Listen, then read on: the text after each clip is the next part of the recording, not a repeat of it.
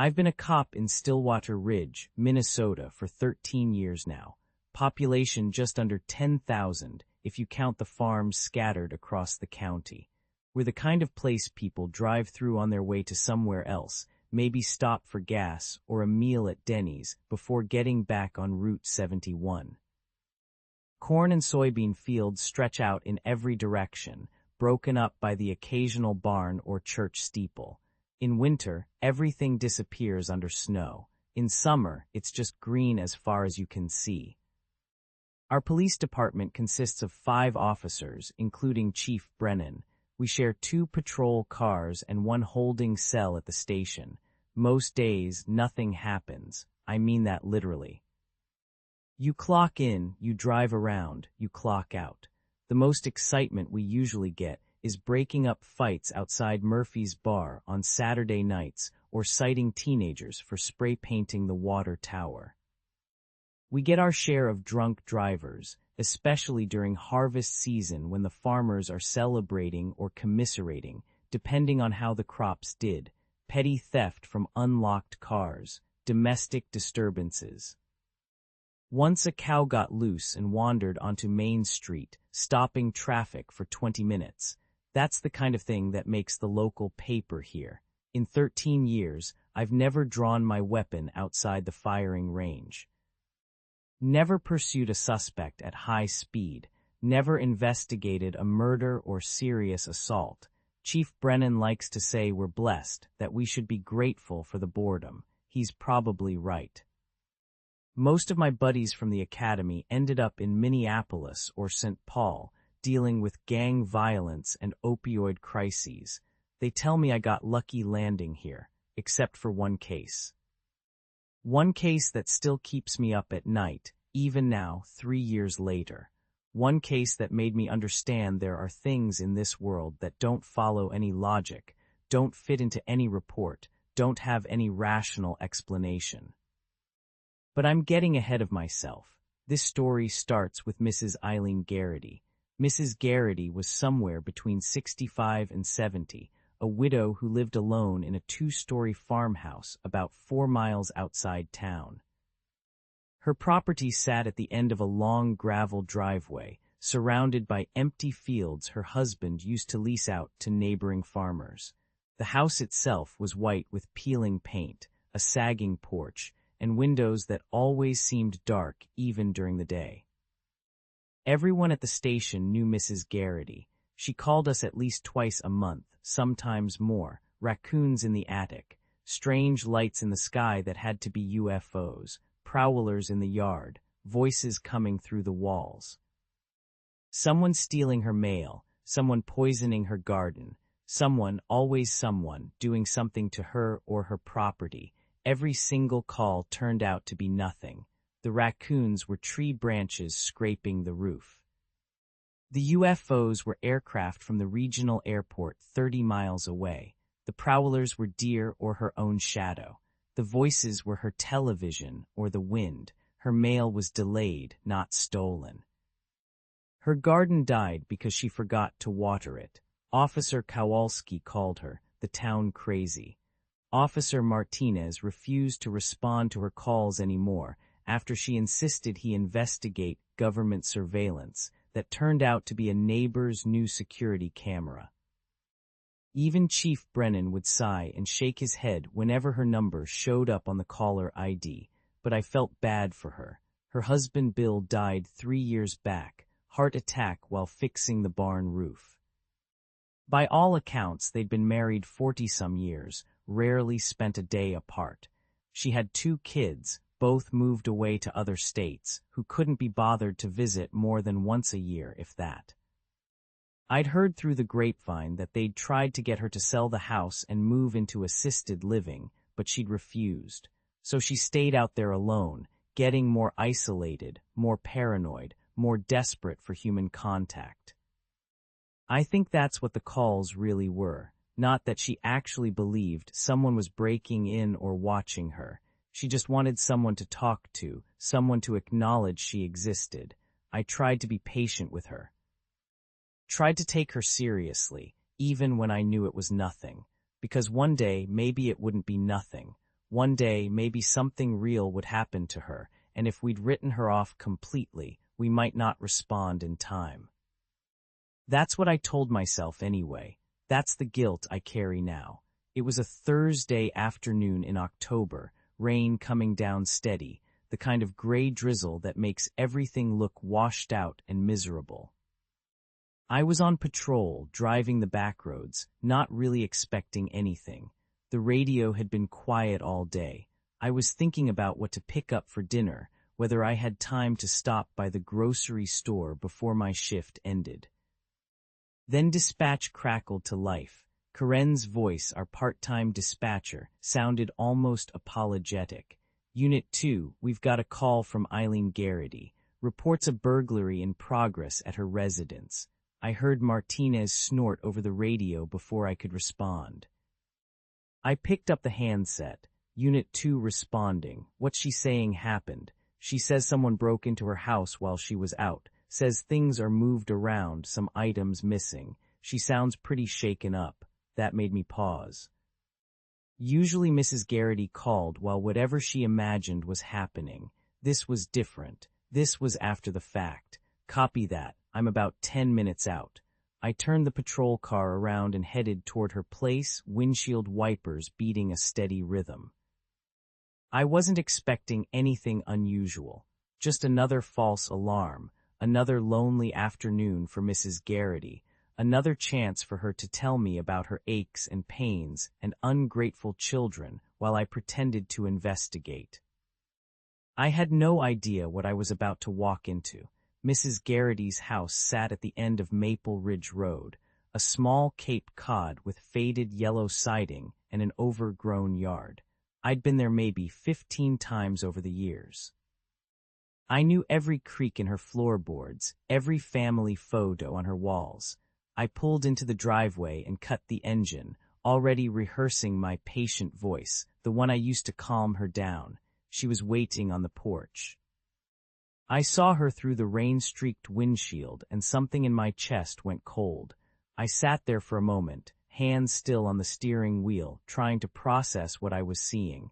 That wasn't Mrs. Garrity. It couldn't be. I'd seen her maybe 3 weeks ago, and she'd looked fine. A little tired maybe, but fine. The woman on that porch looked like she'd aged 20 years. Her face was gaunt, cheeks hollow, skin pulled tight over her skull. Dark rings circled her eyes, so deep they looked like bruises.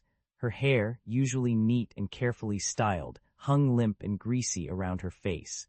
She wore the same floral housecoat I'd seen her in dozens of times, but now it hung loose on her frame, like she'd lost 30 pounds. Her hands trembled as she gripped the porch railing. I got out of the car, rain immediately soaking into my uniform. Mrs. Garrity, she looked at me, and her eyes were flat, dead, no recognition, no relief, nothing. There's something in my house, she said. Her voice was toneless, mechanical, not frightened, not upset, just stating a fact, something, not someone, something. Ma'am, I need you to stay right here, okay? Stay on the porch. I radioed for backup and drew my service weapon. Standard procedure for a burglary call, but my heart was hammering harder than it should have been. This felt wrong. Everything about this felt wrong. I entered through the front door, weapon raised, calling out standard warnings. Police, if anyone's in here, make yourself known. Silence. Just the sound of rain on the roof and my own breathing. The living room hit me first. The smell. Garbage, unwashed dishes, something sour and rotten.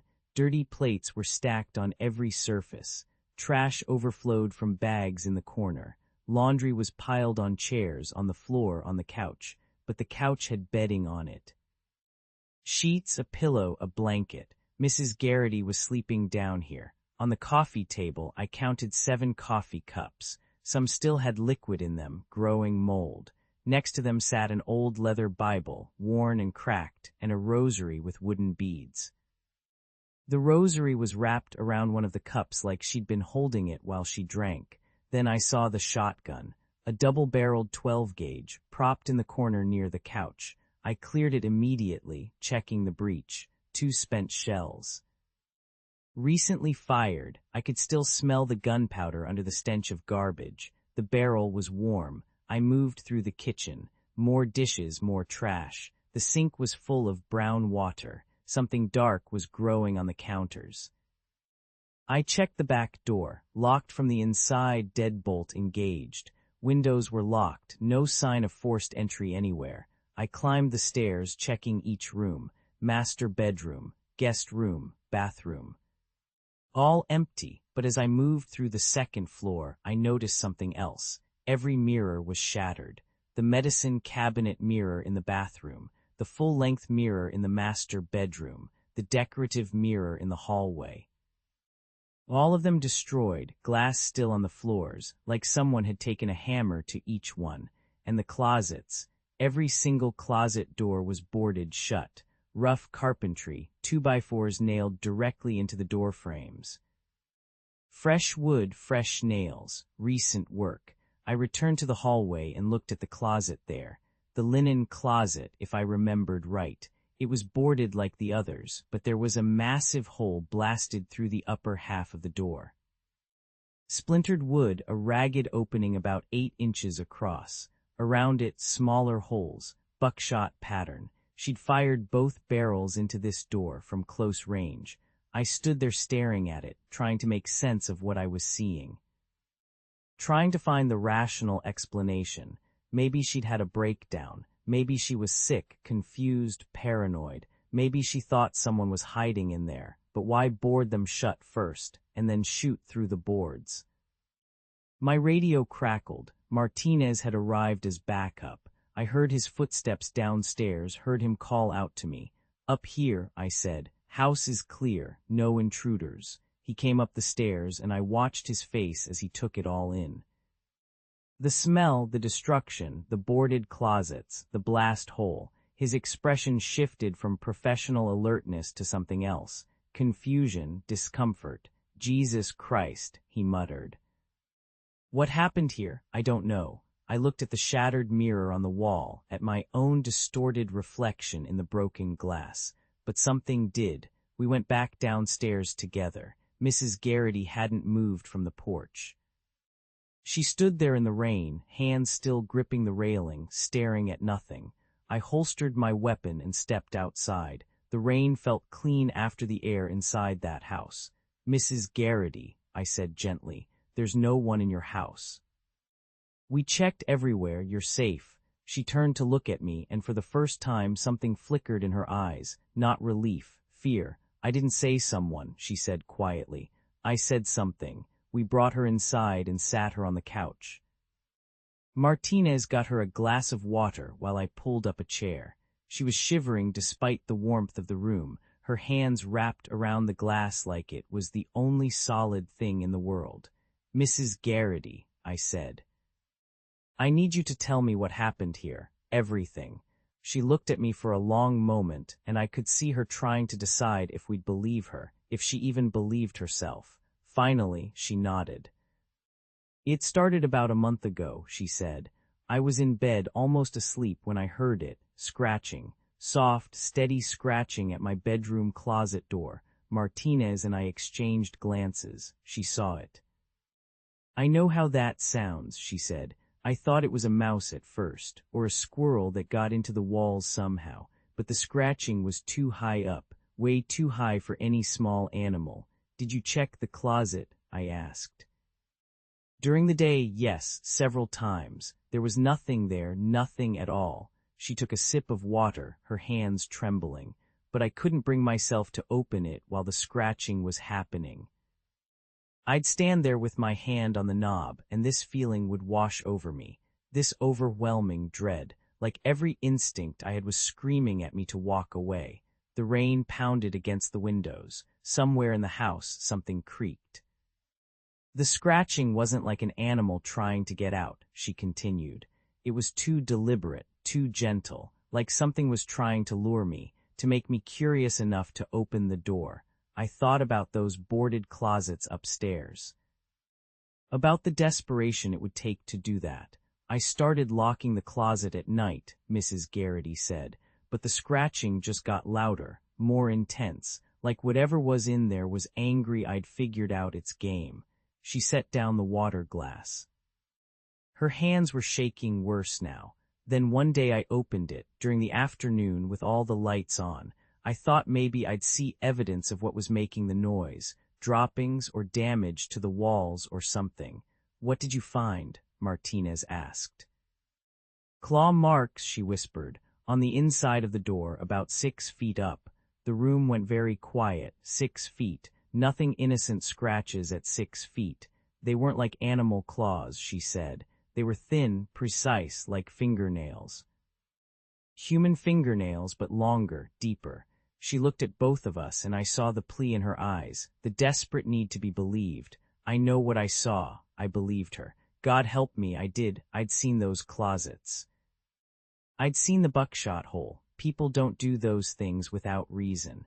That's when I started boarding them up, she said. The bedroom closet first, then the others. I thought maybe if I sealed them all, whatever was moving through them would be trapped.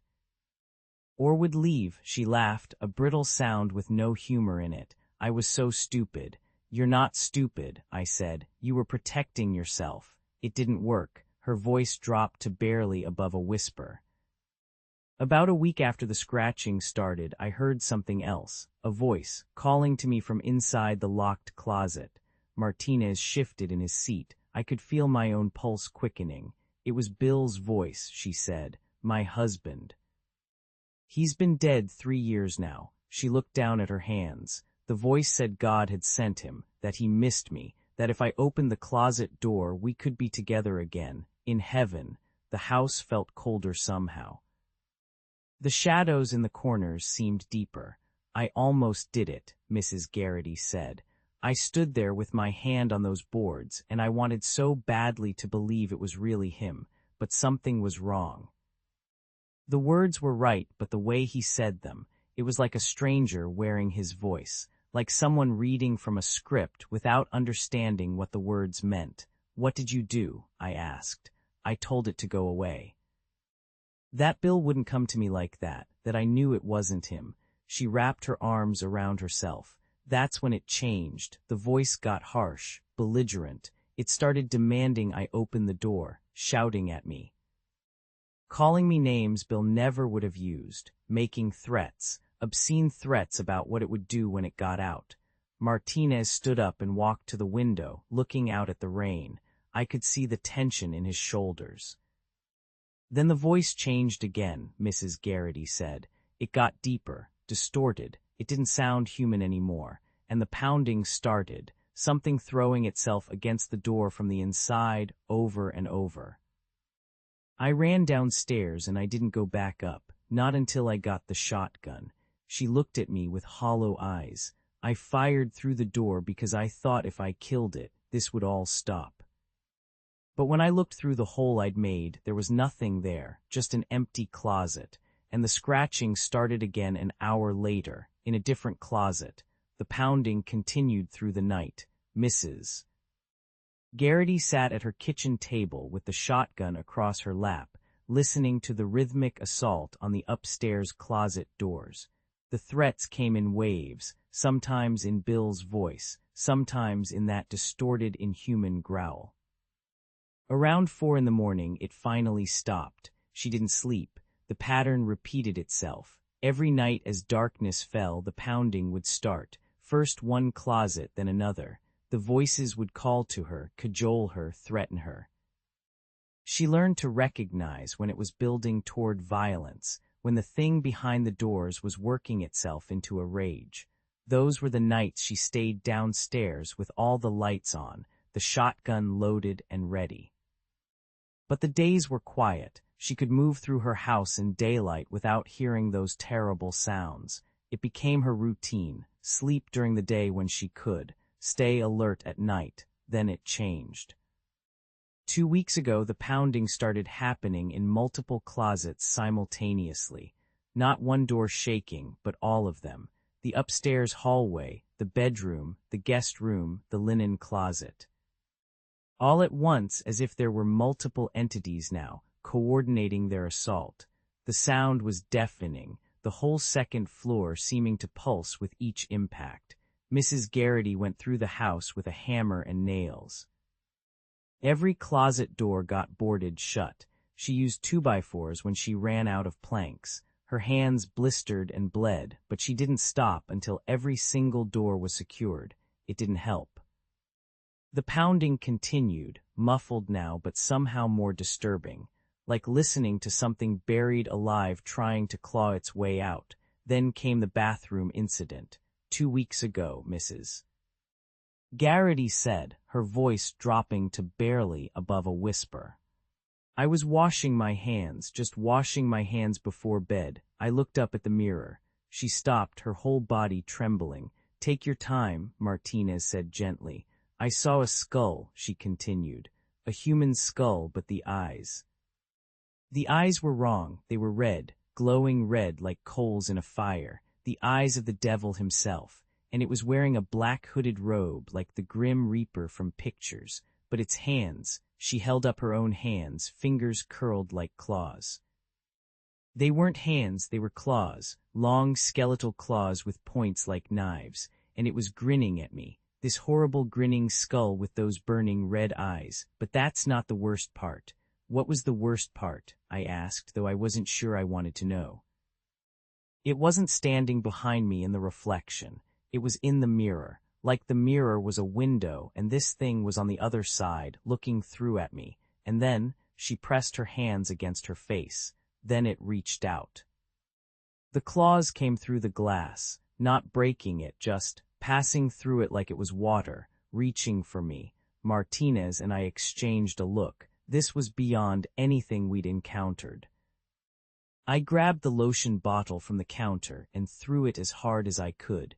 The mirror shattered. I ran out of there and I didn't go back. The next morning, I went through the whole house and broke every mirror, every single one. I couldn't risk seeing that thing again. The rain hammered against the windows. Thunder rolled in the distance. Mrs. Garrity, Martinez said, I have to ask, how could you stay here with all this happening? Why didn't you leave? Go to a motel, stay with friends or family. She laughed, but there was no humor in it, just exhaustion and despair. And tell them what? That there's something in my closets, that I saw the devil in my mirror. They'd think I was crazy.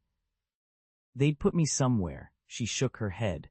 Besides, I have nowhere else to go. My sister won't speak to me, says I made up stories about her son and drove a wedge in the family.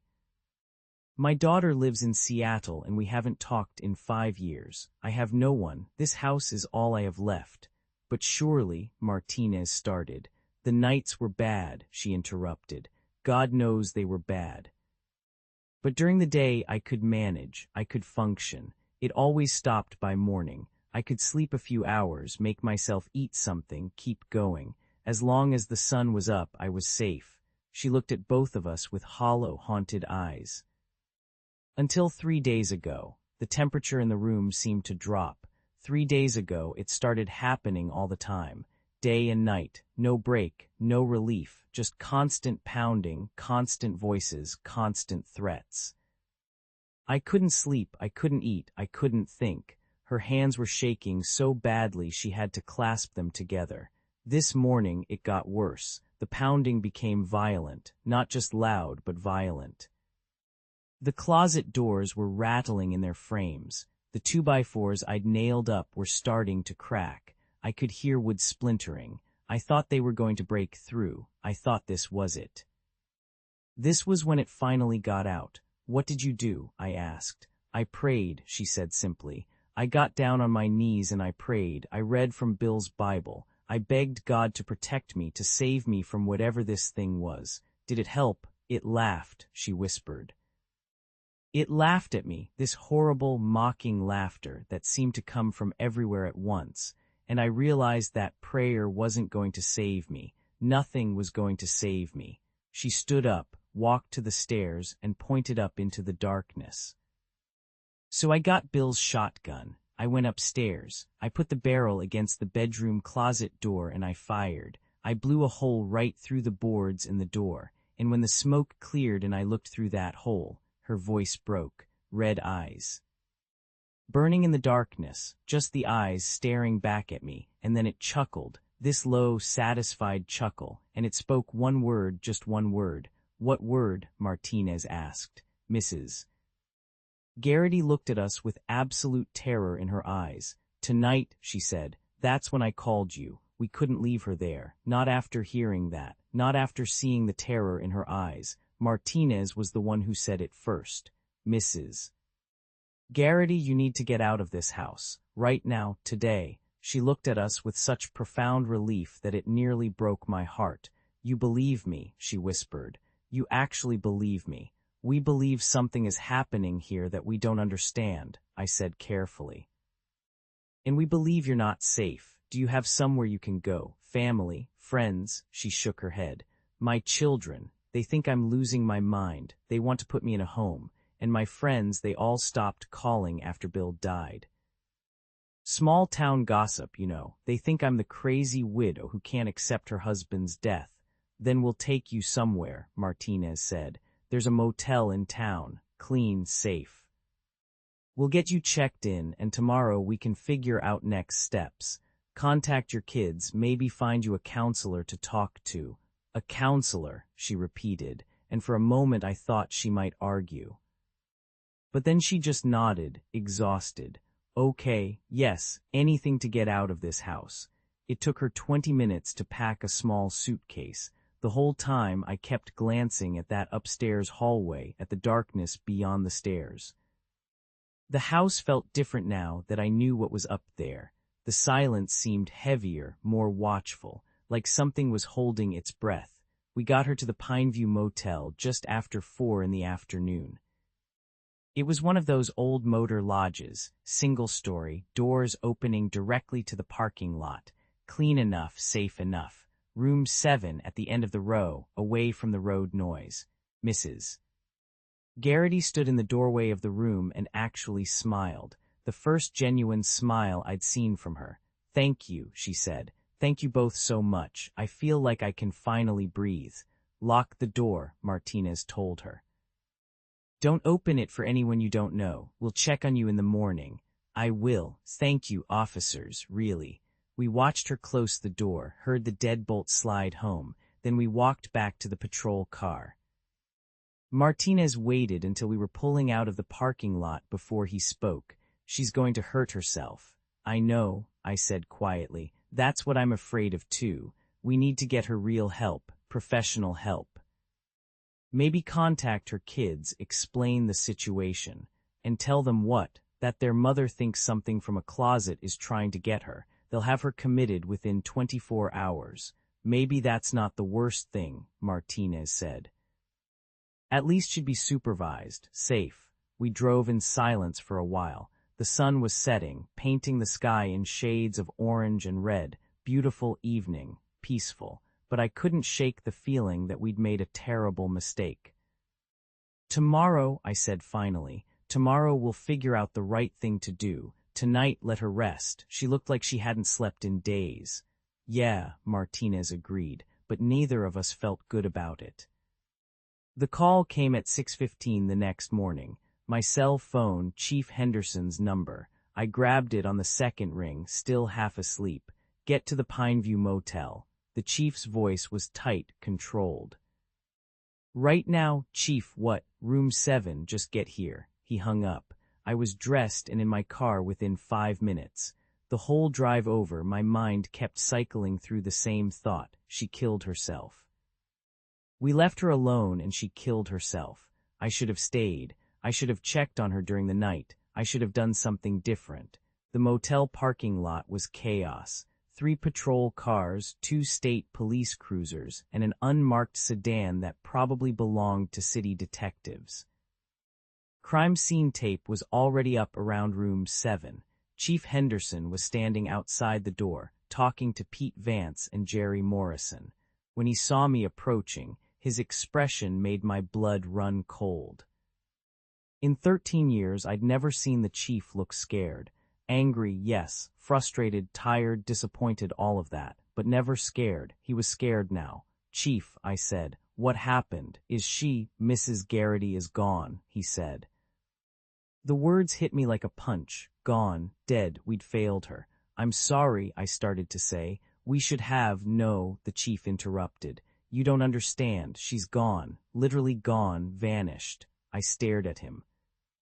What? Neighbors in room 5 called it in around 2 this morning. Heard screaming. Violent screaming, they said. Sounds of a struggle. Furniture moving. Then nothing. Complete silence. He paused. Pete and Vance got here at 2:17. Door was locked from the inside. Deadbolt, chain, everything. They had to force it open.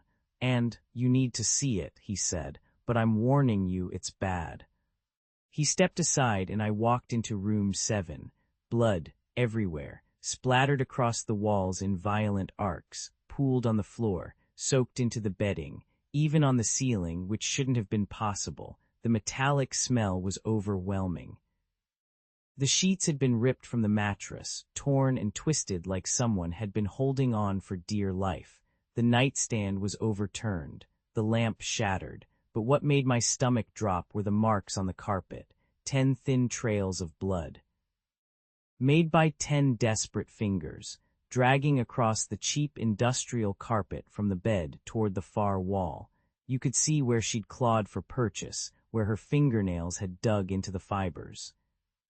The trails were maybe 15 feet long, ending at the closet. The closet door stood open. Inside was nothing, just empty space, clean, unstained carpet, not a drop of blood. The door was locked from the inside, the chief said behind me. Deadbolt and chain both engaged. Windows are locked, can't be opened from outside. There's no other way out of this room. No crawl space, no attic access. Nothing, there has to be, I said, but my voice sounded hollow even to me. State police already checked, so did the detectives. There's no way out. He paused. Except that closet. And that goes nowhere. I walked closer, careful not to disturb the blood trails. The closet was maybe 3 feet deep, 4 feet wide. Standard motel closet, bare walls, wire hangers on a rod, nothing else, no blood on the floor.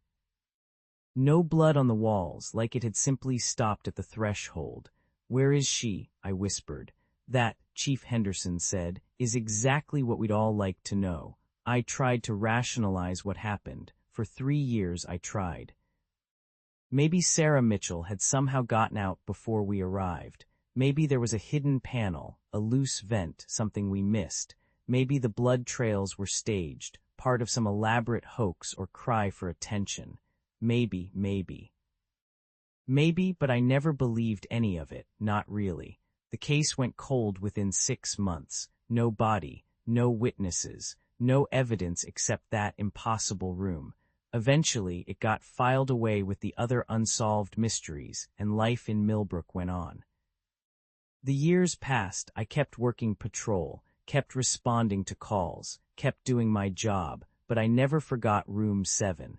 It was early summer, 2019, when everything changed again. I was covering night patrol for Vance, who was out recovering from appendix surgery. The new kid, Joe, had just started a few weeks earlier and was handling days with Jerry. I'd come in around 7 to gear up and get briefed before my shift. Chief Henderson was in the office with Pete, going over some paperwork. I was at my desk, filling out my logbook when she appeared. I don't know how else to describe it. She didn't walk through the door. She didn't come in from the hallway. It was as if one moment she wasn't there and the next she was, just standing in the middle of our small station, dripping water onto the linoleum floor. She was young. Late teens, maybe early 20s. Her hair hung in matted, tangled ropes down her back and shoulders. She wore a dress that looked like something from an old photograph, the kind with a full skirt and fitted bodice. The fabric was completely saturated, clinging to her thin frame, water streaming down in steady rivulets. She was panting, out of breath, like she'd been running for miles. Her eyes were wide and frantic, darting between the 3 of us with pure animal fear. But what struck me most was her skin. It was bone white. Not pale, not sickly, white, like she'd never seen the sun in her entire life. For several seconds, none of us moved. We just stared at this impossible woman who had materialized in our station. Then she spoke. Please. Her voice was raw, desperate. You have to help me. Someone kidnapped me. I managed to get away. I think they were gonna kill me. Chief Henderson recovered first. He stood slowly, his chair scraping against the floor. Miss, you're safe now. Why don't you sit down and tell us what happened? Pete was already moving, grabbing the emergency blanket from the supply closet. He draped it over her shoulders gently, like she might shatter if he moved too quickly. She pulled the blanket tight around herself, but she couldn't stop shivering. Her teeth chattered so hard I could hear them from across the room. It was like the cold had soaked into her bones and wouldn't let go. Chief Henderson sat down across from her, pulling out his incident report form. His training kicked in, that professional calm he'd maintained through 30 years on the job. Let's start with your name, he said. Shirley Ann McDougal. The words came out between shivers. I'm 19. I've lived here my whole life. My parents own McDougal's Hardware on Main Street. Chief Henderson's pen stopped moving. He looked up at Pete. Pete looked at me. I looked back at both of them. There was no McDougal's Hardware in Millbrook. There was Miller's Hardware on Main Street, run by the same family for 40 years, but no McDougal's. Miss McDougal, the chief said carefully, his voice still professional. Can you tell me what happened tonight? I was coming home from the movies, she said. The words tumbled out faster now, like a dam breaking. I went to see that new Martin and Lewis comedy, Partners. It was so funny, and I stayed for the whole thing, and I know I shouldn't have because it was getting late, but I wanted to see the ending, and when I came out it was dark. Hold on, Pete interrupted. He leaned forward, his brow furrowed. You went to the Mayan. Shirley looked at him like he'd asked the stupidest question in the world. Yes, it just opened last week. Everyone's been talking about it. The marquee lights are so beautiful. The room went silent except for the steady drip, drip, drip of water falling from her dress onto the floor. The Mayan Theater had closed in 1987. I remembered because my dad took me to the final showing when I was a kid. The building had been torn down in the 90s to make room for a parking lot, and Partners was a Martin and Lewis film from 1956. 63 years ago, Chief Henderson kept his pen moving, his handwriting steady despite the impossibility sitting across from him. What did you do after the movie, Shirley? I stopped at Beckman's drugstore, she said, wrapping her arms tighter around herself. I wanted a chocolate malt before going home. Mr. Beckman makes the best malts in town. The dread that had been creeping up my spine seized my chest like a fist. Beckman's drugstore. I'd seen it in old photographs at the Historical Society. The building was a CVS now, had been for at least 20 years. Before that it was a Rite Aid. Beckman's had closed when I was still in diapers. Go on, the chief said, his voice perfectly calm, perfectly professional, like he was taking a statement about a stolen bicycle. There was a man outside when I left, Shirley continued. Water dripped steadily from her hair, pooling on the linoleum. He was older, maybe late 40s, had silver hair, very neat. He was dressed like a priest, with the collar, and he had a crutch. Pete shifted in his chair. I could feel the tension radiating off him. He seemed so polite, Shirley said, her voice breaking.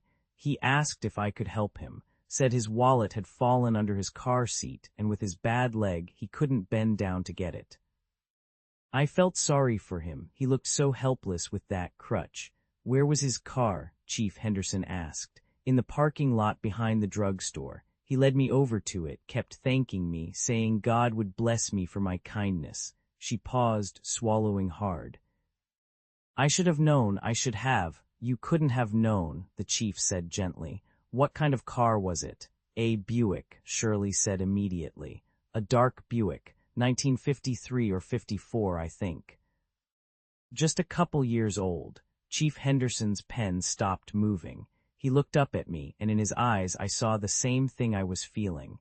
That cold, crawling certainty that something was very, very wrong. Pete had gone completely still.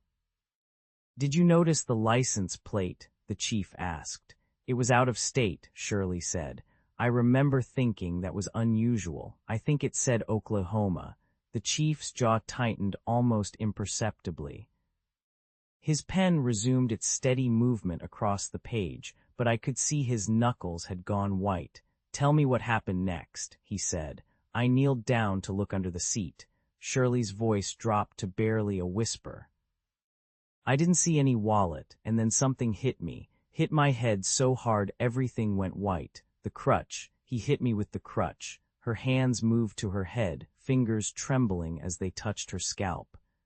"He hit me again. I was stunned, I think. Maybe I lost consciousness for a second. When I could see again, he was dragging me toward the trunk. I tried to fight. I tried to scream, but nothing would come out right. Tears were streaming down her face now, mixing with the lake water. He slapped me, hard, told me he'd kill me if I made another sound. Called me a," she stopped, her face flushing. "Called me a terrible name. Then he shoved me in the trunk and slammed it shut. I screamed. I pounded on it until my hands hurt." "How long were you in the trunk?" Chief Henderson asked. "I don't know. It felt like forever." "He was driving for a long time, maybe an hour. Then suddenly the car swerved. The tires made this awful shrieking sound and we went off the road. The car tilted and I was thrown against the side of the trunk, and then," she gasped, the memory clearly overwhelming her. "Then the trunk started filling with water, cold water, so cold, the car had gone into the lake. What did you do?" I panicked. I pounded on the trunk and screamed, and the water kept rising, and then everything went black. She looked down at her hands. "The next thing I remember, I was splashing at the surface. I don't know how I got out. I don't remember. I just remember swimming to shore and being so cold and starting to walk back to town." Chief Henderson set down his pen. He leaned back in his chair, studying Shirley's face with an intensity that made me uncomfortable. "Shirley," he said slowly, "who is the current president of the United States?" She blinked at him, confused by the question. "President Eisenhower. Why? And what year is it?" "What?" She looked at him like he'd lost his mind. "It's 1956. May 17th, 1956. "Why are you asking me these things?" The silence that followed was absolute. Even the dripping water seemed to pause. Chief Henderson pointed at the calendar on the wall, the one with the Sheriff's Department logo, and the year 2019 printed in large numbers across the top.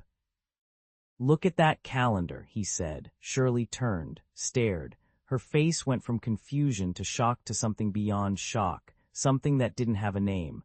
"No," she said, backing away from the table. "This is some sort of trick. Some kind of joke. Have you ever seen one of these?" Chief Henderson pointed at the computer on the desk, but Shirley wasn't looking at the computer anymore. Her attention had shifted to the map on the wall, the one showing all 50 states. Her eyes fixed on Hawaii and Alaska. "Those aren't," she started to say. Then her gaze moved to the window overlooking the parking lot, to the cars parked outside, modern cars with their sleek designs and LED headlights. Cars that looked nothing like anything from 1956. "What's wrong with the cars?" she whispered. "Why do they look so different?" I felt something cold settle in my stomach as I realized what I was watching. She was seeing 2019 for the first time, seeing 63 years of progress in a single, terrible moment. Shirley's whole body started shuddering. "I think I'm gonna be sick." Pete was on his feet immediately. "Come on," he said gently, taking her arm. "Let's get you to the ladies' room." As he led her out, Chief Henderson caught his eye and mouthed 2 words, "Keep watch." Pete nodded and disappeared into the hallway with Shirley. The chief and I sat in silence, listening to the sound of her footsteps fading away. The silence stretched between us after Pete led Shirley away. I could hear the hum of the fluorescent lights overhead, the distant gurgle of the water cooler in the break room. Normal sounds in an abnormal situation. I cleared my throat, So, who do we call about this? State police. Maybe get her to a hospital. Chief Henderson didn't answer. He sat there staring at the empty chair where Shirley had been sitting, his jaw working like he was chewing on something tough. Chief, something just dawned on me, he said finally. 1956 was 2 years before I was born. I waited, not sure where he was going with this, but McDougal's Hardware was still in town when I was 9 years old. Right there on Main Street, next to the pharmacy, my parents did business with the McDougals all the time. He paused, his eyes distant. I remember overhearing them talk about it one night. Thought I was asleep, but I was listening from the top of the stairs. The McDougals had a daughter who vanished under mysterious circumstances. They said Mr. McDougal was never the same after that. Closed the store a few years later and moved away. A chill ran down my spine. You're not actually buying this, are you? That she's really from 1956. The chief looked at me, and his expression was dead serious. It wouldn't be the first time something strange happened in this town. I think you know what I'm talking about. The images hit me immediately. A blood-splattered motel room, torn sheets, bloody finger trails down the bathroom wall. An empty closet with the door hanging open. Mrs. Garrity's case, the one we never solved, the one that still woke me up at 3 in the morning sometimes. I shuddered. Suddenly there was a commotion from down the hall. Pete's voice loud and urgent, "Come quick." We both bolted from our chairs and rushed out. Pete was standing outside the women's restroom, his face pale, one hand braced against the wall. "She's gone," he said. "What do you mean gone?" Chief Henderson pushed past him into the bathroom. I followed. All 3 stalls stood empty, doors hanging open. The sink, a paper towel dispenser, a small window above the sink, nothing else. "Pete, what happened?" I asked. I was standing right there. He pointed to the spot in the hallway where he'd been, right outside the door. I never moved. She went in and I heard her get sick, then nothing. I waited maybe 2 minutes and called in to check on her. No answer, so I came in and nothing. She's just gone. Pete muttered something under his breath. "What?" I said. "Say that again." He looked at me, and for the first time in the 13 years I'd known him, I saw genuine terror in Pete's eyes. I said she was cold. When I was helping her walk down the hall, my hand touched her arm. It was so cold, like touching the skin of a corpse. The chief and I exchanged a grim look, too much like what happened in 14. Too much like Mrs. Garrity. Chief Henderson moved to the window above the sink. It was one of those old-fashioned windows with a simple latch. He reached up and tested it. "It's unlocked," he said. I felt a wave of relief wash over me. There it was, the logical explanation. She'd climbed out the window. Maybe she was confused, disoriented. Maybe she panicked. But at least there was a rational explanation for how she'd gotten out. "Outside," Chief Henderson barked. "Quick, check the left side of the building." We ran out through the back entrance and around to where the bathroom window faced. The grass had been mowed recently, cut short and even.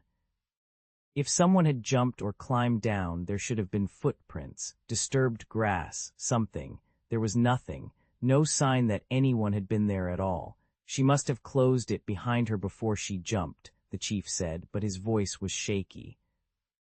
He was trying to rationalize it, trying to make it make sense. "I guess," Pete said quietly. We stood there for another minute, searching the area with our flashlights even though the sun was still up. Nothing. No trace of Shirley McDougal anywhere. We went back inside. We never saw her again. Chief Henderson filed a report with the state police. An alert went out.